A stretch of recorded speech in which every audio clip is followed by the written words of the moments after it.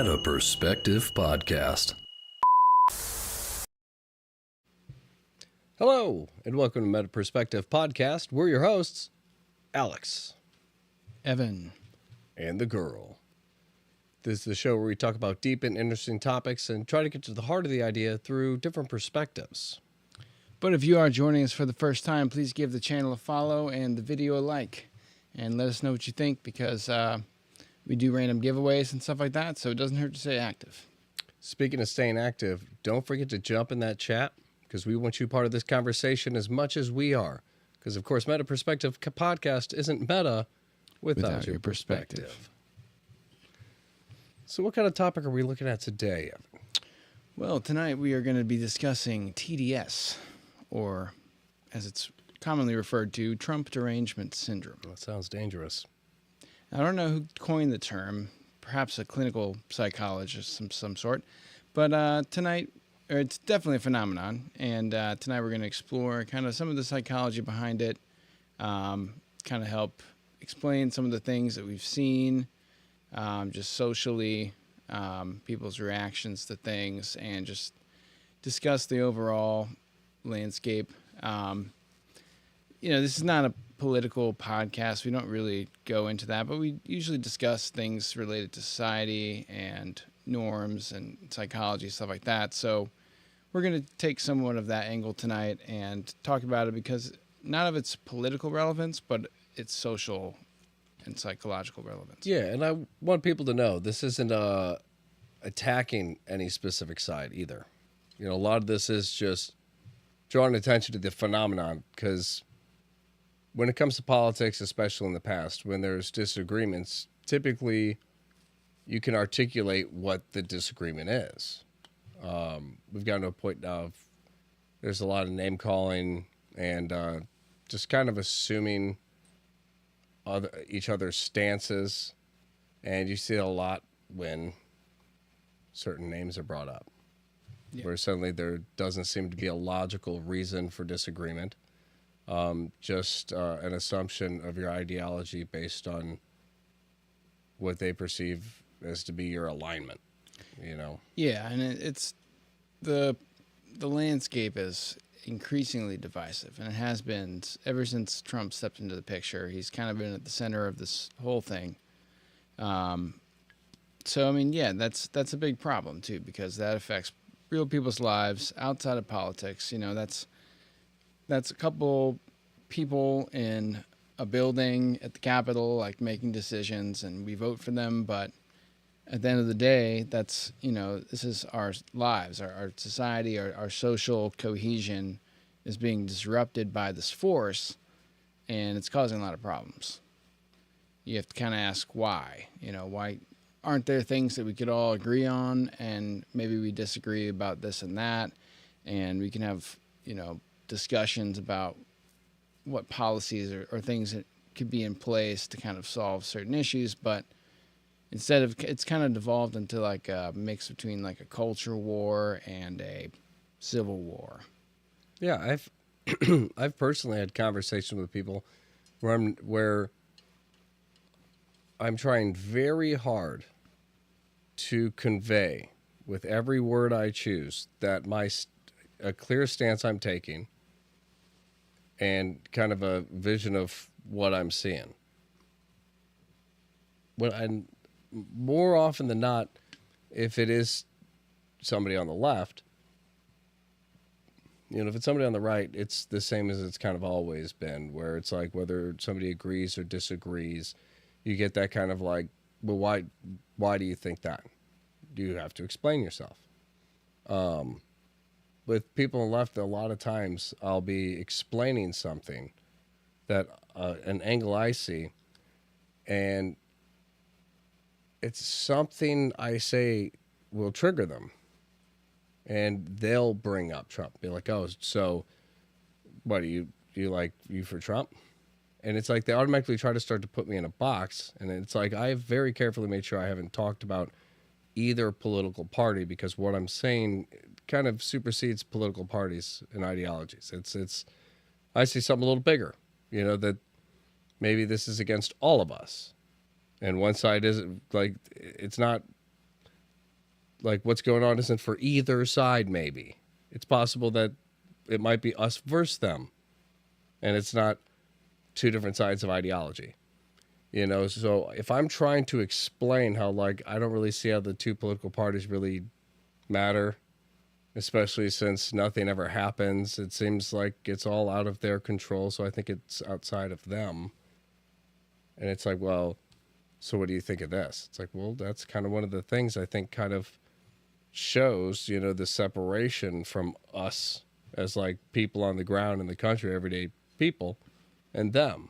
And then it'll just go into, like, oh, so... Them being, like, the political figureheads kind of thing, or what's kind of outside of that. What's the them? But a lot of times, like, when I, like, it doesn't matter which direction I'll try to go with it, because I have to choose my words so carefully, where, you know, it always comes back to, like, well, like, almost the idea of, like, well, that's Trump. Everything's Trump. And it's like, well, my argument is if you take Trump out of this, Right, then there's still an issue, and it doesn't matter who's there. The issue's bigger than this, you know. And but something I'll say might trigger them in some one way or another that I can't quite understand. And, you know, suddenly it's like, oh, so you're a Trump person. It's like that. No, that's not what I'm saying. I don't have allegiance to any political candidate. It's I'm pretty old school. It's kind of like the what fruits do you bear? You know, it's like I'm not just sitting here going like this tree's the shit. It's like I want to get fed. Do you have fruit or not? yeah. If you don't have fruit, I don't want to climb you, so you can't Right. offer me anything. And I think Put some shade here and there. I think from, like, a realist perspective, you know, you got to look at this thing outside of these kind of political, you know, factions that have been formed and strengthened the past 10 years. And I'll just kind of go on a little setup here just to kind of pave the way for more discussion. But I think I can speak for you as well, and I'll just kind of address everything now. It's, you know, we've been kind of open about, you know, that we do somewhat support Trump. I mean, the guy, and I'll say this, the guy is not the leader that we would want. But, you know, in a lot of ways, it seems like the type of leader that we need. And I'm very much an America first kind of person, but that, even though Trump kind of started that, the idea is it goes beyond him. And that's kind of the thing. It's like we will talk about Trump in a light where we support somebody who's shaking up the system, who's doing things that voters and actual people want, not Trump the man who sends mean tweets and is kind of pompous and arrogant. And, you know, none of us really like that side of Trump. It's a double-edged kind of sword where he has a lot of good ideas and he knows how to get things done, but at the same time he's a little cringy, and it's like it's rough around the edges, and it's hard to even defend him sometimes. It's like, fuck, dude. My whole argument with it is, even if everything came out and it's like this guy is a bigger monster than anybody could have expected. On top of that, this guy, he's a murderer. All this stuff, everything. We are finally going to arrest and put him in prison. And he's now in like a super prison. If that were to happen, then what? The left's whole identity has become about Trump. And that's not just from the stance of people looking in, you know, going, everything they do is about Trump. Like, what are the biggest protests they've done? Well, it's like the No Kings protest. What's that about? Trump. It's like everything's always centered around Trump. When you look at policies, if you bring up anything about immigration, it's just like, oh, you're a Trump person. Immigration has always been an issue. It's been a political issue people have talked about always. Right. What about abortion? You a Trump guy? Abortion's been a topic for a long time, too. Like, all of these issues that we all have trouble finding agreements on are issues that have always been around. That's why we're having trouble finding agreements. Yeah. But instead of being the most technologically advanced we've ever been and more easily able to be educated, I mean, you can do your own research on anything to find out the truth of something. Even if it's skewed, you can do enough research to where you can form your own opinion. Yeah, there's more transparency there, even though it might be shrouded However, and instead of hard to us, find. but instead of us being at a point where we can start to find answers for these disagreements or common ground, instead, it's to a point where we're, like you said, we're going backwards, and it's like if I bring up an issue that we all have always had trouble agreeing on, now you just assume I'm part of a political side, like I'm a Trump person, not a Republican or conservative, not other things you could label me as without knowing who I am. I say something maybe about immigration, and it's tied to Trump for you, and it's like these were issues that every president talks about. Right. It's like some are for them, some are against them. It's a weird area when even the policies become this person. And it's like if you take Trump out and he's in prison now and everything's gone, what are these policies to you now? Right. What are these ideas? Is it still like just a wave of oppression that's just been getting pushed on us since the beginning of time, or is just how people find common ground by communicating and kind of running their own areas, and Right. it just seems like we've lost the basics of what civilization's supposed to be about and how we're supposed to help each other, work together, find answers. We shouldn't be arguing about what's right or wrong for the whole world. We should be focusing on our communities and what affects us. And when it comes to our taxes that we have to pay to go to the whole country, or even to the world in our case, apparently, it's like that's the stuff we should have a say in. Not the stuff about what California does for abortion. Like, I'm not in California, so I don't like it's not something that affects me or my town. That's their topic. That's their thing to go on about.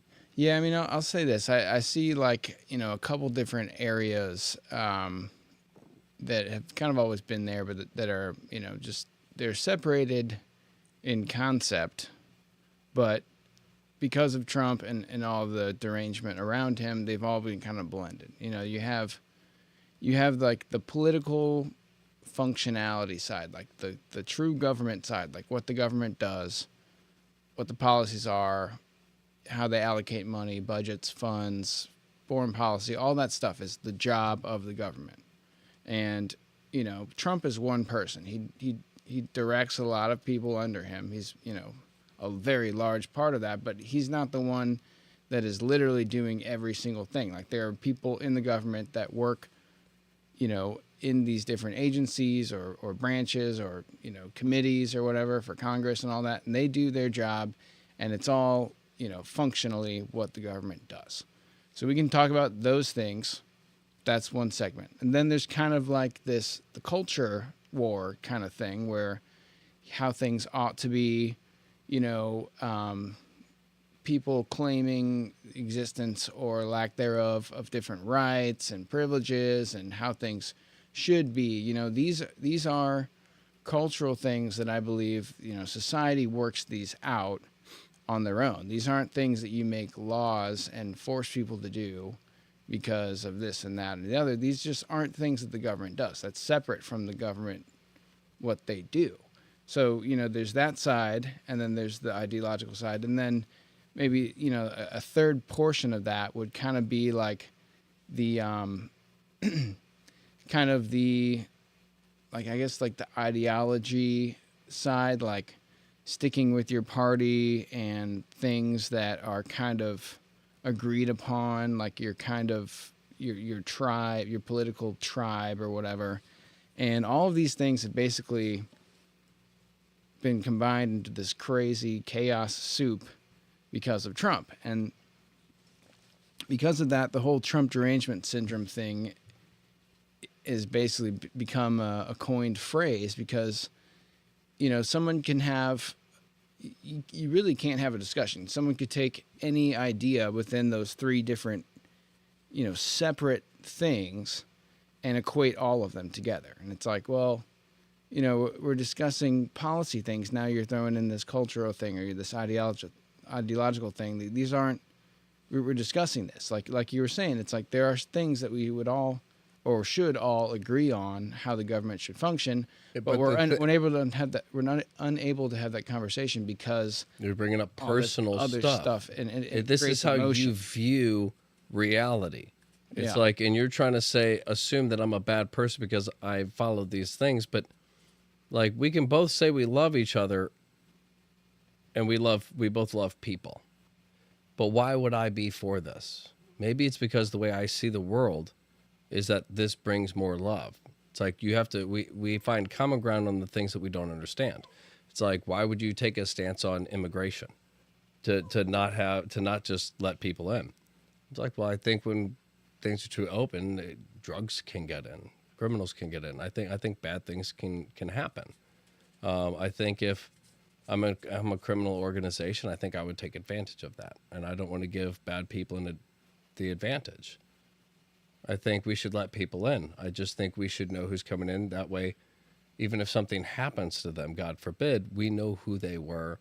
We can figure out what was going on. These people, can pay tax. They can, help our economy and work together in it with us to build a country that we can all love together. Like, that's the model. You can't go somewhere and not respect it and just be there off grid while people work hard to maintain like the culture, the lifestyle, and the amenities that you are there to enjoy. It's like it's not just free hand. It's people, we all work hard together so that we have all of this.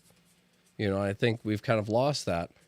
And, when you bring up something about immigration, it just immediately goes to, I'm on a side and I must be a bad person because you already know what my ideology is. And it's like, no, I just think there's ways that we could get people in. I think that just having things open isn't the answer. Like, just giving anybody just a chance, like, go ahead. Like, I don't think that's the answer. I think we should help people, but I don't think we should do anything extreme. It's the same idea as, I mean, it's with a lot of things. I don't think anything extreme is great, but at the same time, it's like if something extreme is going to happen, it's something we talk about. That's the point. Right. If you're going to bring in all of your personal ideology into a conversation about what could help us all, well, there's no conversation because you look at me as a bad person. You don't want to talk about or have me try to convince you or trick you into letting something change in a way that doesn't benefit you. Yeah. Well, I think, at the heart of this all, like, just to get into kind of the psychology of this, obviously the Trump Derangement Syndrome is driven by emotional responses. And, that is played upon by the media and the headlines and people taking a spin. You see it all the time. You see one event happen. Maybe it's on video. Maybe it's a recorded thing. Maybe it's a court case. It doesn't matter. One event, if you clearly look into it, you can experience it for yourself, think of what you want. But what we have everybody trying to spin it. You can see this one event spin both ways, and they leave things out.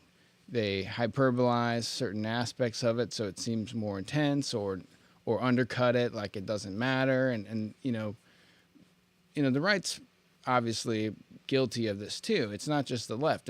Both sides are being radicalized, by people trying to make a spin for their own personal gains. But, that is basically feeding this snowballing effect as it's rolling down the hill. It's gaining momentum and it's getting larger. And at a certain point, that emotion and that emotional energy and buildup over years has basically blinded people to any alternative, any hint at discussion or changing their mind, or even, admitting fault is out of the question. I mean, nobody likes to do that, but, I can listen to a good idea and say, well, I'm wrong, but I can also argue for an idea that I think is right and why. But you don't see people doing that anymore. They won't present an alternative. They'll just say, that is bad. We don't want that. Okay, if you don't want that, what do you want? It doesn't matter. We just don't want that. So there's no direction as far as the conversation goes. It just becomes a culture of emotional buildup and hate. And that basically is spilling over into everybody's lives. It's causing violence, and people are basically shut out.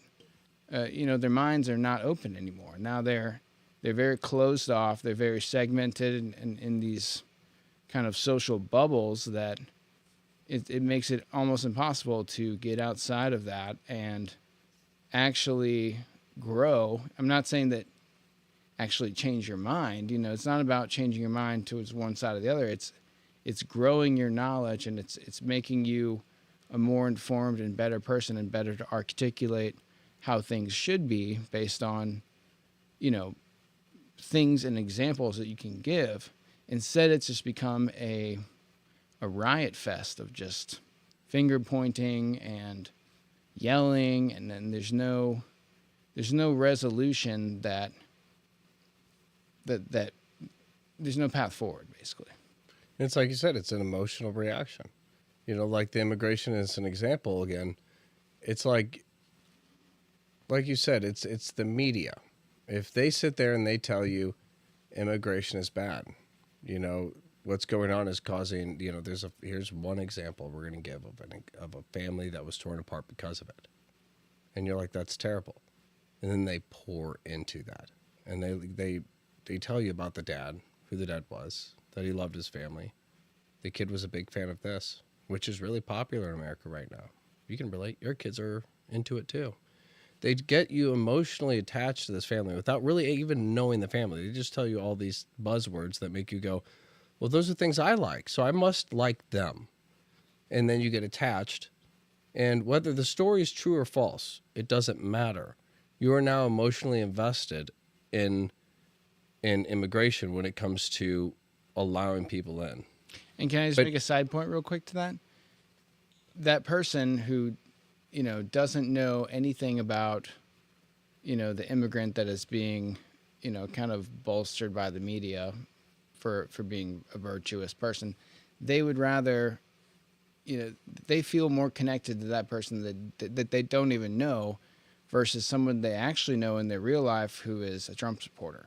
Yeah. They hate them more than they even know this person that they're propping up and that they're getting behind, because that's the culture. That's the brainwashing that's taken effect, where regardless of your own interests and your own aims and goals, you are willing to do something that you don't fully understand and get behind it fully with emotion and anger. And that was the thing with, like when Biden was in, when there was when borders were more open and people were coming in, there were stories that were proven to be true of kids who were just there unaccounted for. It's like we don't know who these kids belong to.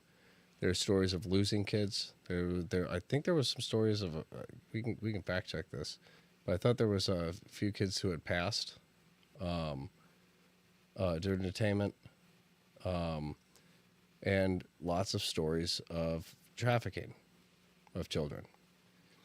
And so like I say that to emphasize, no matter what side it is, left or right, like if they're doing something that you disagree with, you can disagree with it. But to say there's no conversation here because you're anti-immigration, so you don't like kids, it's like, well, all the policies that have been for immigration have also hurt children.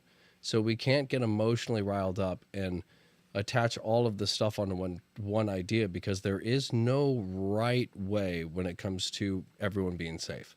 It's a dangerous world. So we have to figure out what is the best way to protect ourselves from this dangerous world together. Like, that's what, to me, politics are about. It's like, what about other countries? They're dangerous. We figure that out together. But when we're sitting here arguing about this emotional stuff of how everybody individually sees the world, you'll never win that argument, because there's no real right answer as long as another form of an answer exists. There will always be a rebuttal. It's impossible. It just drives me crazy, the people who are so emotionally invested into just one side without stopping and I understand, it's like you said, this is the psychology of it. It's the trauma of the stories you hear. It's how often you hear them. It's relentless. It's all the time. You get broken down. You get exhausted hearing it. And you're like, I just want this to end. The news is telling me how bad this is all the time. And when you get that emotionally riled up, when somebody you know who's a friend says something about immigration, you related to Trump, so you're a Trump person. Well, I mean, he's not all bad. He has some good things. That's all I need to hear. You're part of this exhausting thing. You're part of this evil. And it's like they're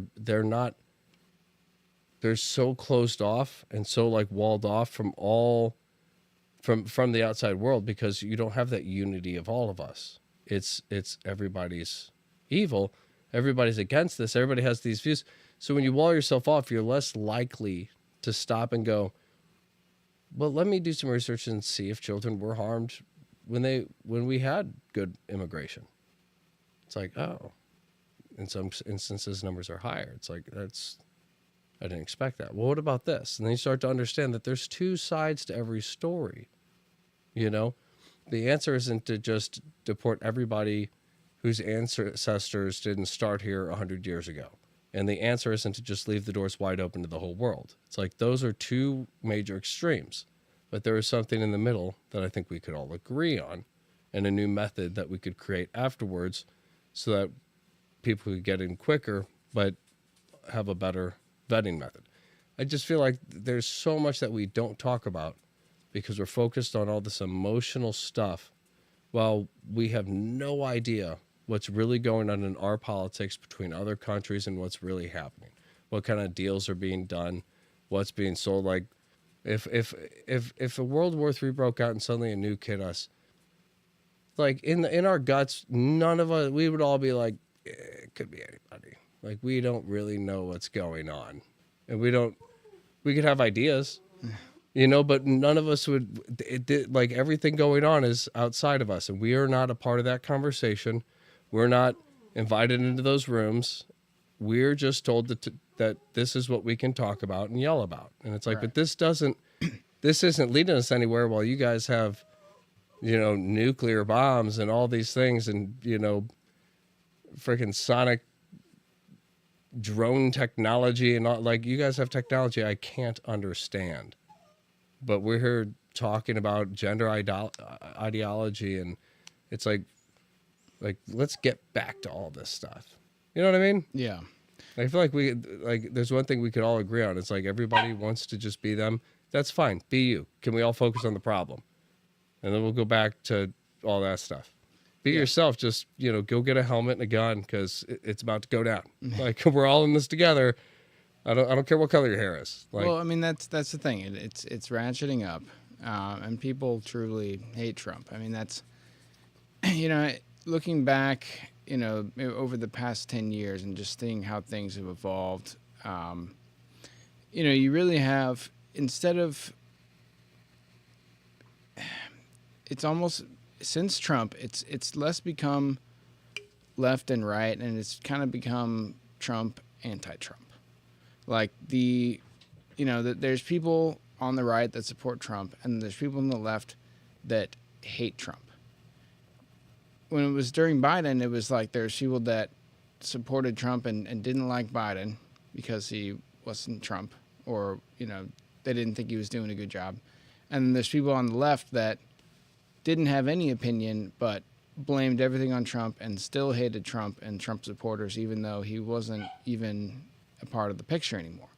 So, you know, the way that I've seen it kind of develop, it's like I'm not seeing an alternative perspective from people on the left or any propositions or any way to solve these problems, which these are all very complex problems, like immigration. But no, I agree. I got in an argument with somebody where I wasn't even trying to be a part of it, but they just kept going on, and then finally it's like multiple people are joining in saying, yeah, you know, Trump, anti-Trump this, fuck Trump. And it's just, and finally I turned around, I was like, Trump hasn't been president for 3 years.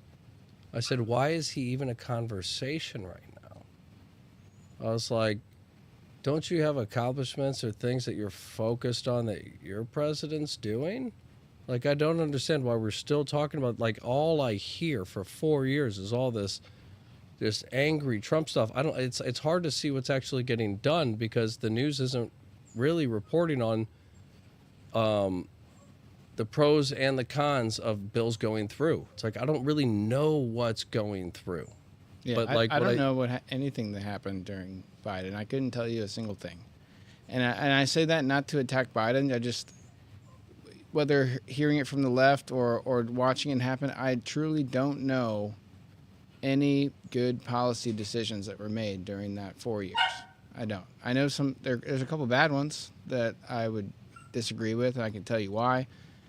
I've never even met someone that can tell me what happened during that 4 year period. Like a legitimate, normal and that's policy not that like we've seen in the past. What's a normal thing getting passed? Yeah, that's a genuine inquiry. Like, someone out there, please tell me one good thing that Biden did and a policy that you supported at the time and now and that we should go back to.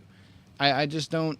I can't think of anything, and that's not to attack Biden. It's not to attack the left. I'm just simply painting that, the left doesn't have much to stand behind because they've become so anti-Trump that everything that their policies basically become the opposite of Trump. And this is where the TDS thing comes out. The media has basically riled Trump up so much to where it's validated that this is all we need to talk about because it is that big of an issue. Yeah. The Trump issue is the biggest issue, so that's what we're going to talk about. So even if he does... So when you build it up like that, it's not that you're stuck going like I'm just on this team. It's more of this really is fear. I don't need to ask the media to give me more reporting or why they're not answering this stuff. I don't need to ask because they're talking about the main issue. It's like I wish the media would cover Trump the way they cover human trafficking, or I wish they would cover human trafficking the way they cover Trump. It's like let's stay on the things that are important that threaten everybody. It's like no parent should ever have to worry about, their kid like going into another aisle in the supermarket while they're reading the ingredients on something. Then they realize where'd he go, and the kid's not in the store. Right. Nowhere. Just gone. It's like no parent should have to worry about that ever. It's like we're worried about like, if somebody's racist or this or that. It's like I'm worried about the people taking children. We should start at the worst and work our way up. We don't go top to bottom. We don't go like who said, shit instead of shoot. It's like let's start at the bad stuff. Yeah. What's the worst of the worst? Human trafficking. Let's get that out of here. It's one of the biggest industries in the world. Let's go after that. At some point we'll deal with like gun running and drugs, but let's start with the people and the humans. They shouldn't be sold for a price. That's a human. Right. It should be something everyone could get behind. But if we could focus on something like that collectively, the way that we're all focusing on Trump, it's like, if anything, we should all get together and go after Trump to go after human trafficking. So like Trump knows my only next move I can make because the people have spoken is I'm going to go after human trafficking. The big dogs, the guys who, are up there with the Jeffrey Epsteins, the guys who employ the Jeffrey Epsteins. Like, okay, let's go to war, with the elite. That's what the people want. Right. We could be a lot more focused. But instead, we're sitting here arguing over gender ideology and whether the guy who's speaking for us has the right class to be in his position. It's like, let's just focus on the issues and see if he'll do it. If he doesn't do it, we'll have a reason to go after him. But we all need to come together and unify and say, this is what we want done. Can you do it? But if you're not, it's like, but the way we are, he can do pretty much anything, and the right's going to go, he's doing stuff, see?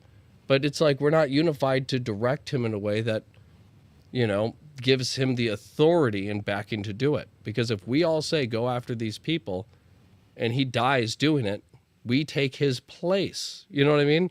There's a direction. There's a focus. Well,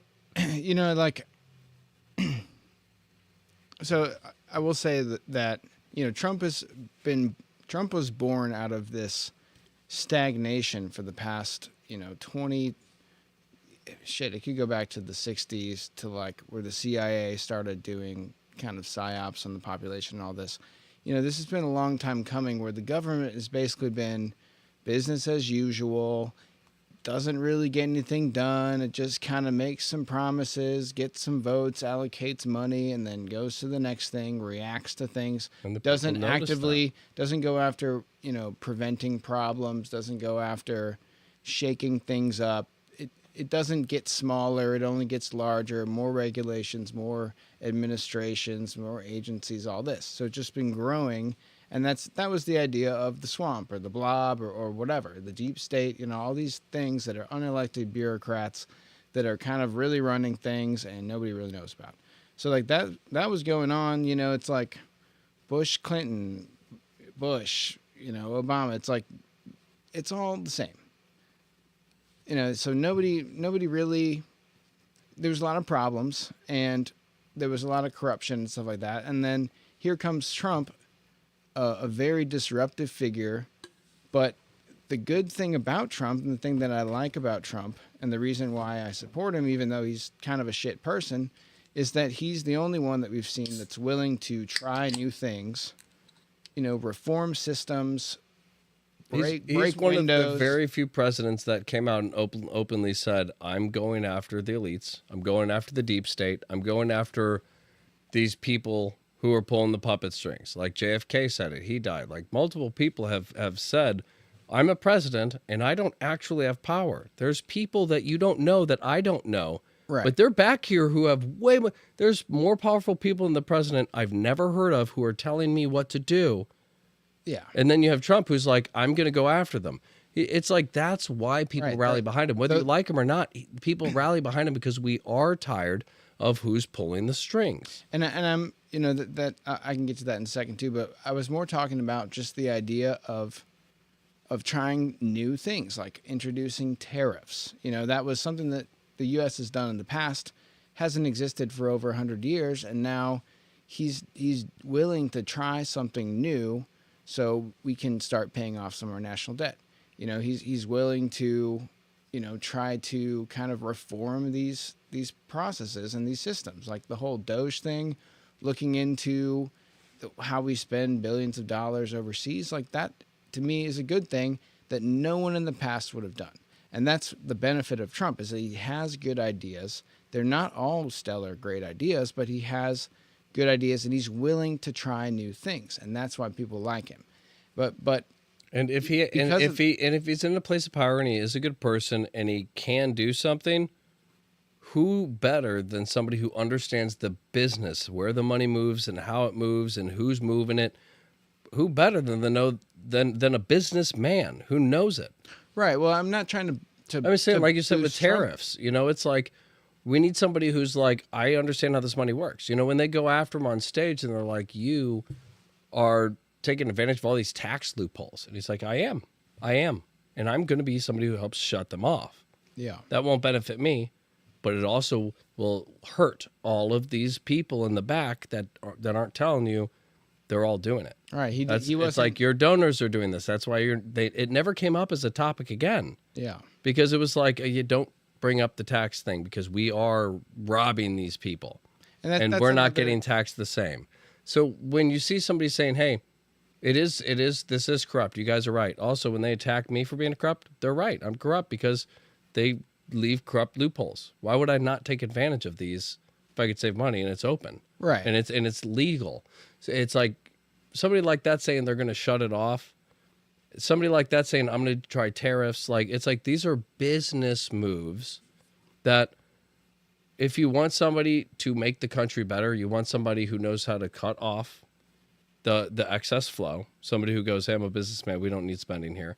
And to go, hey, this is not utilized. If we do this, we're going to get tons more money in. It's like, we need somebody with a fresh, different perspective, at least something that's not what we've been seeing since times began and nothing's gotten done. Right. And then that's kind of the point I was trying to make. And, he comes from he wasn't kissing ass for 30 years to get to this position. He was working outside of it, saw the problems, and proposed some new solutions we haven't seen. So because of that, that's why I like him. That's why a lot of people like him. I think he's still kind of a shit person, but I want the change to come from I just want it to come somehow. Someone's got to try something new because what we've been doing isn't working. So I say all that to basically get back to the TDS kind of topic is that no matter what he does, if he has a good idea, something that everyone should agree with and that would genuinely benefit all of America, every citizen, no matter what, there are going to be people that will specifically not be for that because it's Trump. Not because of the idea, not because of the outcome. It's literally, oh, Trump's proposing that? Oh, I'm going to make fun of it. Or, no, that'll never work because of this fabricated reason, this one specific reason that happened one time a long time ago that I'm going to use to build my argument, and mean tweets. Orange man bad. You know, it's like it's all these things rolled into one, but like at the end of the day, these people aren't proposing an alternative. They aren't offering anything to benefit from. They're just simply opposing in an emotional level where they get angry and violent. And like that is basically Trump Derangement Syndrome right there. It's no matter what he does, he is the Antichrist, and everything he touches turns to shit. But I mean, that's not true. We've kind of seen it. You know, not everything is perfect, but it is worth the time to have the discussion. Should we do this? And it also forces the light on the way we've been doing things. And I think, you know, kind of we were just talking about like the deep state and stuff like that. You know, there's a very good argument to be made why Trump is going after them and why people support that. But it's also those same, you know, bureaucrats and deep state people that know that he's coming after them, and they are purposely doing things behind the scene to kind of manipulate people's minds to oppose anything he's doing and try to gridlock him. Yeah. And that's kind of, you know, that was maybe Trump term one. Now he's got pretty much full control and he can actually kind of do the policies he wants. But there's still things where I'm like, man, why hasn't that been done yet? Yeah. Like, that's been said. You've been trying to do this. Like, now's the chance. We're not going to get another shot. If you're going to try to dissolve the Federal Reserve Central Bank and the federal income tax, you better do it this year. Yeah. Because next year, it's not going to be the same game. Like, do it tomorrow and be done with it. Because once it's gone, once we have tariffs and we start raking in the money, people are going to realize that that was a good idea. And those same Trump deranged people are probably going to still say that it sucks and it should have never happened. But you're going to have regular, normal, free-thinking people be like, huh, you know what? That did actually work out pretty well. I can see the direct benefits to my life. And, you know, that's a good idea. We should keep that going. If that doesn't happen on a mass psychological scale, then after Trump, it's basically going to implode in this weird power vacuum, and it's going to be filled with all these swamp creatures that are going to then take advantage of everybody, pretend to be Trump, and do the same thing that Bush, Clinton, Obama, you know, all the way back to the 60s was doing. Just nothing. I mean, a lot of what it comes down to, I think, is they've made things very unpleasant for everybody. Enough so that nobody really knows what's true or not. So you get to a point where there's a lot of people there, like the whole country wants a change. But I think it's basically split from like hope and fear. You know, the people in fear are like, everything needs to be redone. We can't think. We don't know how to add to this. We just need to redo it.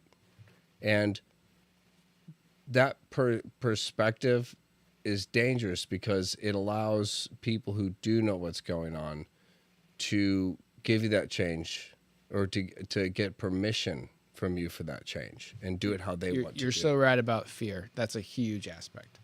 But then there's hope. And the side of hope says, well, I have direction. Like, I see kind of where the problems come from. So we need to all direct our fear and turn it into anger towards these guys. Where we're going doesn't look good. But if we're going to redo everything, we need to start with who's in control over everything. So it's who's in control, go after them, versus the fear says whoever's in control, do whatever you have to do. And that's kind of the idea, is it's this kind of just open platform. And the reason that's dangerous is because you could have CIA or anybody in any other country that's becoming somewhat destabilized, and you just go in like a hero, have somebody go in and or stage an event or do something where it's like, we just, this guy is some hacker hero who just shut down all these credit card companies, and now he's going to blow up this major electrical thing, and now we're out of power. Mr. Robot. Yeah, exactly. Like, we're all out of power. Fight Club, we're all like, yeah, we're debt free, but at the same time, it's like transactions are kind of like what happened to the money I did have in my account? Like, if I wasn't in debt, like there's a lot of strange factors that go into just like being cut off from everything. And it's like, you're on your own. And you're like, oh. What about the police? They're very busy. You got this. People are trying to break in for the food I have stored away. You got this. It's like there's a level of like, just let things fall apart so they can redo, and a level of let's go after the people who are controlling this and let's take over that power so that we can do this the way we want to do it. The structure for the country, I don't think is bad. The bureaucracy is what's the problem. If we can redo this in a world that, we're not evolved enough to just all be perfectly coexistent in symmetry with each other. We're at a point where we just want to have fun with cool toys. So it's like, realistically, we just need to redo things so that we have money, we can have fun, we just be people together experiencing life with all this cool stuff we've made. It doesn't have to be this philosophical thing where it's like we all just have to become in unity and sit in a circle. It's like, well, we could have fun. We could do it without letting everything fall apart and burn. Right. Well, I wanted to talk a little bit more about the fear aspect too, because that's a huge part of this. It's anger and fear that's really stoking this derangement. It's you're angry because this person is the antithesis of everything that you believe, and every moral, thing is just, he's totally devoid of any morality, and this is all terrible, and he doesn't know angry. how evil he is. But it's also, he's a danger to himself. Yeah, it's like it's World War III, blah blah blah, and it's like at the same time there's the fear element of, oh, we're all going to be put in camps, and gay people aren't going to be able to get married, and we're going to get into World War III, even though it's like the foreign policy's been very non-escalatory.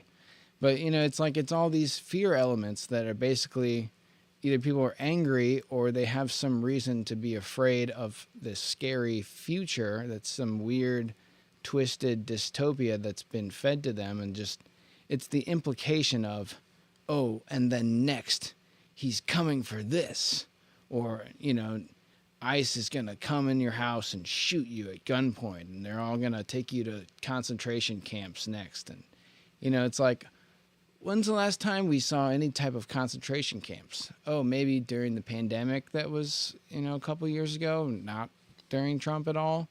They had quarantine camps. There's no camps or anything like that. They had actual quarantine camps, and some of them were having trouble getting food to people. So it's like where people were not allowed to leave the camp, right? And there was videos coming out of there of them being like, "We're really hungry," and it's like, and people think what I'm saying is crazy. This really happened. This stuff happened, and it's.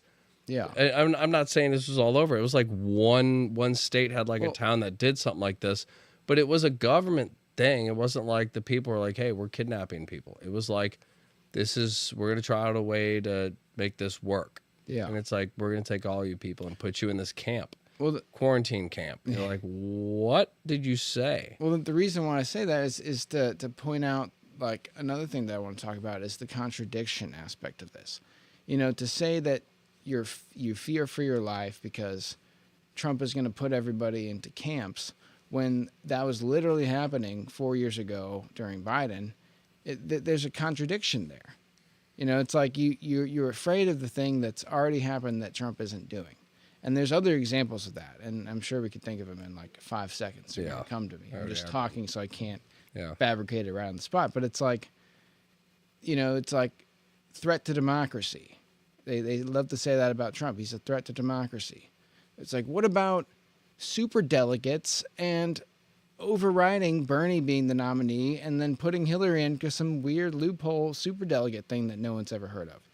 Isn't that a threat to democracy? Isn't installing Kamala Harris, who didn't receive any votes to be the nominee, and last minute Biden dips out so she just gets all the campaign funds that were just allocated here? Oh, there's a loophole. We can't use campaign funds from Biden for any other candidate, so we're just gonna, last minute swap out Kamala, not with any input from the voters. You don't get from to the vote. Democratic Party. Is that not a threat to democracy? But they claim it's Trump. So there's an obvious contradiction there. People see it. People with common sense Major see bias. it. And that's why I would say a lot of people aren't even for Trump. They're just like, what the fuck is going on? I'm against whatever this leftist stuff is pushing. And it's not like the kind of love everybody thing. That's not bad. Those aren't bad ideas. But when you have these policies that are just shit, or when you have men in women's fighting sports and they're just overly dominating in ways that offend you, just a bad idea. You start to go, we had men's sports and women's sports. Like, where are we at? Like, you can be whoever you want to be, but like, when we're all collectively together, there has to be an agreement on who we are, because now it affects the group. If we're going to be doing sports, we have to have an agreement on what the rules of the sport is. It's like, and if we've agreed on women's sports, like, should we all get a chance to agree on whether or not a guy who feels like he should be over in the female sports, should we have an agreement on whether that rule should be allowed? It's these things that are just pushed where it's like you said, it's these contradictions. How can you sit there and be like, he's against democracy and be so passionate for democracy, but not really seem to speak up when you see democracy getting hurt? It's not about sides. It's about policy. And we all agree human trafficking is bad. But if you have a president who's like, well, there's situations where these kids might end up in a better position. Hold on. Let's stop ourselves before we start agreeing to, there's exceptions to human trafficking. If the kid's in bad enough condition, how much worse could it get? Like, no, don't talk about that. Who's human trafficking? We're going after them. Like, whoever's talking about it, arrest him. I don't care if he's part of it or not. Like, this is a serious thing. It's literally like, oh, kids are starving. Let's traffic them instead. It's stuff like that. Like the rich pedophiles who have plenty of money and can feed them. On the underlying surface, I see some of these arguments and these contradictions. I'm just like, do you not see like this isn't politics where you go like, what's the lesser of two evils? This is like your morality. When somebody's saying like, well, we could do this, but this is going to happen. No, it's not. This is what's going to happen. The way we want it to happen. That's it. And that should be the only argument. When you see all this stuff coming out in the media, and like you said, it's all these contradictions. You can't sit here and tell me that you're this passionate for democracy, because I love that. But at the same time, you need to speak out against it evenly. Because even with Trump, the same standard. The left, when Trump was like, there's no Epstein list, and the left was like, oh, see, and they were freaking out.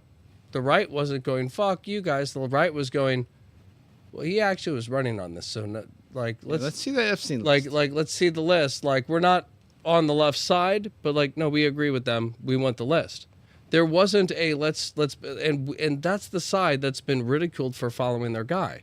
Their guy did something that none of us saw coming, because he kind of pioneered the whole Epstein list, the JFK list, the 9/11 list. He's like, I'm getting all these out. Then it's like, all right, the next one up is the Epstein list, and he's been very vocal about like, this is going to happen. Yeah. And then all of a sudden there is no list. Stop asking me about it. Like, you guys are crazy. And people talked about like he was involved for like a week, and I haven't heard a single thing. Yeah, but my whole thing was there was this huge swap with him. And when he changed his thing, a lot of people were like, whoa, yeah, that was hey, weird. we support you, but understand, like our message is very clear. We want to get rid of the corruption. If you're on our side with this, we need to see you do something. And you see that rockiness, not with the right falling apart. The right, I believe, is unified under what I would say is a moral high ground. I'm not saying one side has better plans than the other, but I will say when our leader, when Trump did that, when our president did that, the right said, "Whoa, what are you doing? What are you saying?" Yeah. When Biden was censoring conservatives, even Joe Rogan, Yeah. censoring an episode of Joe Rogan and the inventor of the mRNA vaccine, Robert Malone. like the biggest podcaster and the guy who invented the vaccine that they were talking about, and they censored, and they're like misinformation. It's like, but he invented them. You can't say he's wrong. He knows more about it than anybody because he came up with the idea that you're using. That's a great point. So where was freedom of speech then? Where was democracy then? Yeah. Like, we want to know what's going on because we're all very confused. We're scared. We don't get to see family. There's a deadly thing.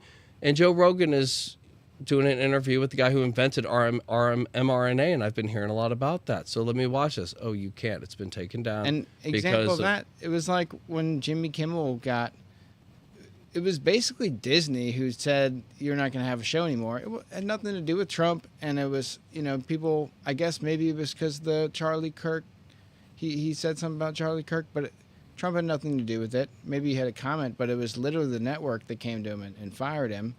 And then everyone's like, oh, so I guess Trump doesn't care about democracy or for freedom of speech.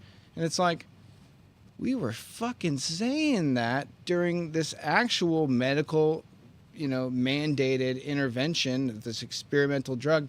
We had a reason to say that, and we were all censored. But then now it's like something happens with Jimmy Kimmel, and freedom of speech is dead now. It's like, freedom of speech doesn't matter. And that was my argument, too. I was like, but Trump has nothing to do with this. Trump didn't say we should censor him.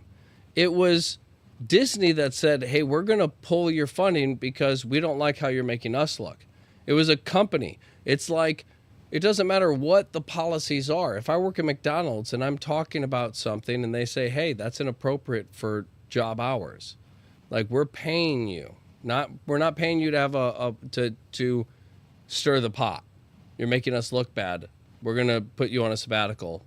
It's like that. That's not a political thing. That's this guy's boss. But when you have the Biden administration going after YouTube, threatening them to censor and ban an episode of Joe Rogan, that's different because that is the president's staffers, right? Specifically going after a company and saying, even though he's not necessarily your employee, he's just using your product, you have to censor him. Yeah. It's like, but he's not even using my product in a way that makes me look bad. It's actually gotten an insane amount of views, and it's actually one of his most popular episodes. Doesn't matter. You, as a boss, you need to basically fire your customer. You're like, I mean, that's what it was. It wasn't, right. Jimmy Kimmel was, your boss didn't like this, and he did that. And Trump was sitting there like, I got nothing to do with this. I mean, the difference there is that people were saying that the government is causing the censorship. They denied it. It came out later with like the Twitter papers and all that they did. So, people were saying that the government's doing this, is censoring people. They said no. The left didn't stand up for it, didn't question it, anything like that. And then when it comes to this other example with the Jimmy Kimmel thing, now it's their chance to say, oh, what about freedom of speech? But it's like, there was no inquiry into the reasons why. This wasn't the government censoring speech at all. And, just the standard's not being applied both ways, and there's a contradiction there. Another one that I wanted to bring up, very recent example, the whole Venezuela thing, is that, we have pretty much like a communist dictator, like a lot of these kind of third world developing countries are, high corruption, kind of low rights. Citizens are kind of just doing what the government says, and then they use strong arm force, kill people, gulags, all that stuff. That should be, from a humanitarian view, bad. And from the Venezuelan citizen, they didn't like the government. We went in, took out Maduro or extracted him, didn't really cause a lot, didn't do a lot of bombings, didn't kill civilians, anything like that. It happened in a day and over the weekend, and it was over. Now you have everybody basically saying, oh, you can't just go into a country and, blah, blah, blah, blah, blah, take out the leaders and all that. Oh, well, tell that to the CIA, because they've been running insurgencies in countries for the past 60 years. Osama bin Laden. Yeah, but at the same time, it's like we've done that. The Venezuelans wanted this. They are happy. Trump did a good thing that benefits America, benefits Venezuela, and doesn't get us sucked into this 20-year conflict thing like Afghanistan and Iraq. Everyone should have said that was a good thing. I went to basketball on Saturday, and then, the next day, the Venezuelan government has been overturned and nobody died, and everyone should be happy about it, right? No. All of these Trump deranged people are basically coming up with every single reason why it's bad, where you have the people of the actual country saying media. Thank you. It's the media. I've seen all of these articles. Well, it's the media, but it's people But it's the media pumping out. Behind it. Again, if you're trapped in fear, you're not. You're going to the source that gave you the fear, and you're like, "What's new? Tell me something good." And they go, "Yeah, I wish I could." I mean, it's if we did worse the same than we thing, ever thought. We have started a war in Venezuela. We have gone and we kidnapped their leader and this and that. And it's, I mean, the level of just cockiness to do that. Like the energy of all these articles was the same thing. It's like, do we have the right? It's like, and of course articles are like, technically, there's nothing we could do about this. What he did, he was able to do. But is it right? And it's like, but it never answers questions. It just kind of leads you into this thing of like, we all know how to view this, right? Yeah. We've all been trained on how to view this, right? And everybody's like, yeah, this is bullshit. Even though you didn't actually teach me why it's bad, you just framed everything as like he did something wild. And it's so wild, like, isn't this a little crazy? And you're like, yeah, it's a little crazy. Yeah, like, think about them. And it's like, I am now. Well, and then they get emotional. It's like the people in Venezuela, a lot of them, most of them are like, hell yes, we've been under this dictatorship for decades. Like, and we feel like there is hope now, and we're getting out of this. And we've been trying to vote this person out, and it's not working because everything's so corrupt because of him. And Trump just came and fixed this. And I see there's obviously tons of benefits along with, like the missile he captured too that was heading towards Venezuela. It's like there's a lot of theories that there was going to be an attack on us. And this is what the Third World War was going to be, was once that rocket got there, they were going to launch it over. It's in that one movie or whatever. They've talked about this. Like years ago, back in like missile crisis. They've been talking about this back in like 2020. But the idea was if Venezuela gets these missiles, they can launch them, they can hit Florida. Once they hit Florida, they kind of open it up, and then now with everything going on there, now you can start bringing stuff in. Now you can really start attacking. It's an open attack. It's confusion. It's everything screwed up. Well, but the idea is like that's just a theory, but it's like there's so many possibilities of how this could be good and not many for how this could be bad.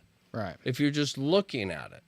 But if you're sitting there just going, wait, we went to another country and did stuff that was bad. It's like, well, yeah, but it's because there was bad stuff happening that could have gotten worse. Right. It's like, well, hold on. All I can take in is what I've heard, which is there's bad stuff. And if you say that you're for Venezuela, I now look at you as just for that stuff, and I am not going to listen to what could be the good side of that. And here's a rhetorical example. What if it had been Putin in Russia? What if it had been Xi Jinping in China? What if we rolled into Russia over the weekend, took him out, brought him back to America, extradited him, and charged him? I mean, what would people be saying? it makes you wonder where the line in the sand is. You know, why is it that? Oh, they can't hear you. You go to the bathroom. You walked away. You walked away from this discussion. I'm going to finish it up. But yeah, what if it would have been Putin? Would people have the same view? Oh, you can't just go into another country and disrupt their leadership and upset the government? No, they would have said that's a good thing. But actually, if Trump did it, it must be a bad thing. Like this is how far this stuff goes, and it's very, I wouldn't even say frustrating. It's like unsettling how much the mob mentality has really taken hold in so many people's brains. And I wouldn't even say that people are, I mean, it's very difficult to be fully informed on everything. There's so much information out there. Most people do get their information from a source and form their opinion based on people they trust. But, at the end of the day, like, to fully understand something, you really have to know all aspects of it, which nobody heard of anything going on in Venezuela. No one could even tell you who the dictator was until he was extracted. So it's like, how are you going to get so passionate about this? And if the tables are turned and it happened to somebody that you don't like a Putin or whatever, would you still hate Trump for doing that? Or could you actually say, oh, that was a good thing because we hate Putin? It's kind of like the hierarchy of who do you hate more? And it's just so I don't even know the right word. It's so unproductive to view things in this way that we are literally just sliding into basically a cultural civil war. I mean, there's no side is going to win. It's 50-50. It goes back and forth every election. So like, where does it go? Is it I mean, are people just taking advantage of us all and keeping this perpetuated, and that's the goal? I mean, it seems that way because of all these contradictions, because of all the psychological plays. I think there's really three different parties. You have Democrats, Republicans, and then you have this deep state, this like separate entity that has its own plan. So like the left and the right, the Democrats and Republicans exist for one reason. Both sides are working towards a better country and a better future. But both sides have different views on how we reach that goal. But there's a third group that does not have the same goal as the collective. So I think it is more likely that this is all just perpetuating. There's no answers here. It's all emotional. It's all your opinions. That's what we're all arguing. So as long as we keep arguing something that'll never happen, all of the stuff that we need to work together to pass, they're passing. They're doing all of it for them. We can't pretend like we're all sitting here arguing about all this petty stuff of gender ideology and arguing over, even immigration. It's like a law was passed, things are happening. We can argue over this for the next year. But it's like laws get passed, The whole time Biden was in, like you said, you couldn't think of like a thing he did, but for a fact shit was getting passed left and right. So who was that for? Is there a team of people who are like, we have to help these Americans as fast as possible? Or is it more likely that a bunch of corrupt people were using him to distract everybody while they were just getting everything they could through with him? I mean, I think it's more likely that the longer we all let this go on, the scarier changes we're going to start to see. And it's the stuff that starts to get implemented where everybody's like, you might have people arguing like for it or against it, but none of us are arguing that any of us voted for it. Yeah. It's like who voted for TSA in airports? Who voted for it? Nope, nobody. But there's a lot of stuff that's happened that has changed. I mean, for travel, it's like you're getting essentially molested in some cases trying to travel. It's like random cavity search, random body search. You know, it's like you're going through these things where it's like this person is not a doctor or anything like this. This is a person with a job. I don't feel comfortable with them rubbing their hands all over my body. It's like, yeah, but it's random and it's not something you guys voted on, but it's something we do now. It's like, I feel like it's our country, and if none of us like this, why are we doing this? Yeah. If we haven't caught any serious terrorists, then like, why are we doing this? Well, I think that kind of gets to the heart, and I'll just use this as kind of part of my closing here. But I think at the baseline, Trump is challenging the status quo, and he's kind of the first figure with the right amount of oomph and determination to really upset the status quo. Throwing out ideas, whether they work or not, some good, some bad, but he's willing to try new things, and he's coming after the systems that have been in place that people have spent a long time building and relying on. And that's kind of where the deep state stuff comes in. But it's also the media. It's also the political parties themselves, how they're structured, how basically in order to get ahead through the political party, you have to play their game. You have to take donor money. You have to align yourself with the people above you. And you have to kind of fall into their path and then do the same thing to the people below you and to come after you. So it's all kind of, you're kind of gamed. Like every politician that goes through that system is going through the same system. They all know the same stuff. They're all controlled by their political party at the end of the day and all these special interests and money. But Trump has his own money. He's seen the corruption. He comes in at the later part of his life, shakes things up, challenges the status quo, tries to reform things, produces actual new ideas that we haven't heard and that are worth trying, whether they work out or not. Has been very peaceful, even though his foreign policy is swift and decisive. These things are worth trying, and whether they end up working out or not, I would rather have somebody try them than somebody just keep doing the status quo and we get nowhere. And the fact that everyone hates him so much, maybe it's because he's a shit person. Maybe it's because people have been influenced to hate him and that they've just kind of built that anger and fear over 10 years. But at the end of the day, can people not at least acknowledge that some of the stuff he's doing is good? That we need another Trump-like person that's like Trump in his policies and his approach, not in his arrogance and his blasphemy or like his bolsterousness. That is what we need. We need forward-thinking politicians that are willing to reform and shake things up for the benefit of everybody, not just the parties, not this culture war bullshit. We need to try new things, and that's the only way that I think we're going to find that left and right agree on things, is that if Trump is not involved, but it's the same Trump idea.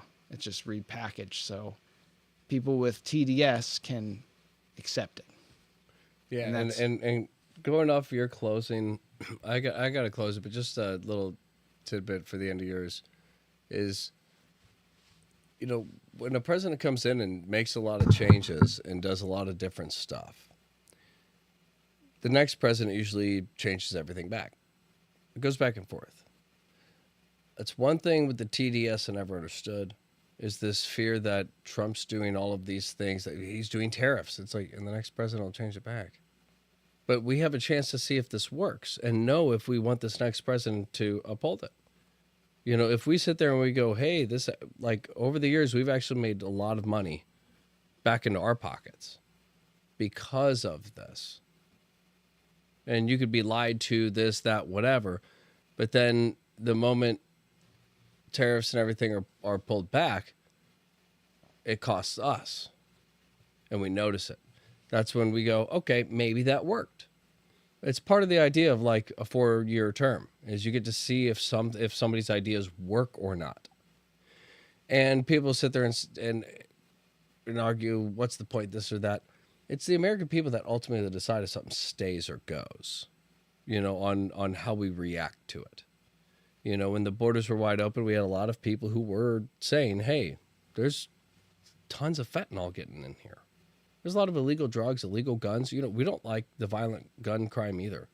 So let's make sure that if somebody commits a crime with a gun, we know who it is and we can try to find it with the weapon. Let's do everything we can to keep illegal guns out. So all we have is registered stuff and we know who it's to. Well, what if they have an illegal gun? Well, there's extremely strict laws on that. So it's like there's ways of dealing with certain things. But when you look at like Obama was big on immigration. And a lot of people on the Democratic side were for it. It wasn't a Trump idea. Immigration's always been something going back and forth. But out of nowhere, Obama says, you know what? I have power. Executive order. Gay marriage is legal. I'm just going to, we don't need to vote on this. I'm just going to make it legal. I know this is kind of a Christian country and this is going to be very problematic and controversial, but I'm just going to do it overnight. Did the next president get rid of that? Or the president after? No. Has Trump gotten rid of it? No. The American people are like, hey, you know, if this is what makes certain people happy and it's not affecting us, it's not an issue. This is how the country's supposed to work. You don't have to agree on gay marriage, but nobody disagrees enough to say this shouldn't be an option for anybody. Right, and that's what I was saying about the cultural issues. These things work themselves out. We don't need to vote for presidents because of one cultural issue, you know, like if legalizing gay marriage is one aspect of a 4-year term of a lot of different things. If homophobia and anti-trans was such a big thing, that would have gotten repealed. But it should show people that the Americans are more supportive than people think. And when it comes to all these policies that help us that keep getting implemented, taken back, implemented, taken back, implemented, taken back, maybe we should stop and go, hey, all of us agree that we should treat each other with respect. It's them who don't agree that we should have lower taxes. It's them who don't agree that most of our tax money that we're raising to help this country shouldn't be going to other countries. Like there's a lot of things that collectively we could agree on, but get torn apart because we're focused on all the other issues. When the proof is in the pudding, gay marriage is still a thing because the hate that they're telling us we have for each other isn't as strong as they think it is. Yeah. Does it exist? Yeah, but it's not as strong as they think. And there's always going to be hate, but love unifies. So if we get together against bad people, it could be somebody you totally disagree with, but you'll be holding hands like we're in this together. Well said, man. But just to end my closing, my big thing that I think everybody should take away from this is very simple. It's if you want to believe what you believe or know what you believe or support anything good, anything you do, look at both sides. It's that simple. Weigh out the pros and cons from both sides. Don't, if you're on the right, don't say like, they're just crazy. I know they're crazy. Stop and go, well, if this was implemented, how would it benefit? At the very least, I'll learn a broader perspective of this topic and understand the other side's argument. So at least I'll know how to communicate. But if you're not genuinely trying to understand what the possible answers for our country could be, the things that could actually help us. If you're not trying to understand the arguments, then stop acting like you care about people or what affects us. Just focusing on the things you don't want. Yeah. It's ridiculous. If you really care about what's going on, try to figure it out from both sides. Yeah. It's that simple. That's it. And everyone just chill the fuck out there. Chill out, guys. Anyway, thanks for watching, guys. Join us every Wednesday live for the live show. And definitely join the chat. Let us know what you think in the comments. If you agreed with this, if there's aspects of the whole Trump Derangement Syndrome or political stuff that we missed or things you want to say. If you disagree, that's fine. Just let us know in the comments. We'll respond to you. And until next time, Meta Perspective out.